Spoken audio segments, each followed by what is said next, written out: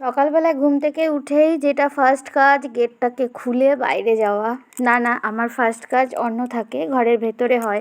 কেন কি আমার ঘরের ভেতরেই সব কিছু, তাই আমি ঘরের ভেতর থেকে আগেই করে নিই, লেট করে গেটটা খুলি।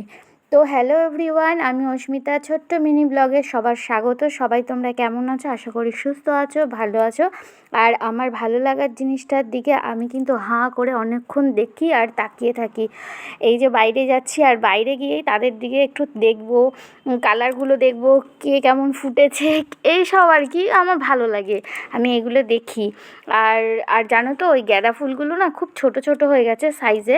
আর আর গাছগুলো কেমন বৃষ্টিতে বর্ষায় না, মানে নুয়ে নুয়ে কেমন যেন হয়ে গেছে। আমি ভাবছি এই ডালগুলোকে কেটে আরও জায়গায় বসিয়ে দেবো, তাহলে কি হবে একটু জানিও তো। তাহলে যদি মানে দুর্গা পুজোর সময় আমি যাতে ফুলটা পাই আরও বেশি বেশি।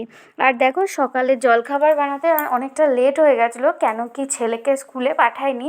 আর সকালের জলখাবারে রুটি বানাচ্ছিলাম আর দুপুরের জন্য চিকেন করছিলাম। তো চিকেনের গন্ধ পেয়ে যেমন বাচ্চারা সবাই আবদার করে, তখন বলছিল মা আমি কিন্তু অন্য তরকারি খাবো না, চিকেন দিয়ে রুটিটা খাবো। তাই জন্য জানো, এইভাবে আবার স্যালাড কেটেও দিয়েছি, যেমন মানে রেস্টুরেন্টে দেয় আর কি। তো এইটাই হচ্ছে সকালের জলখাবার ছিল। ছেলের কেমন হয়েছে জানিও।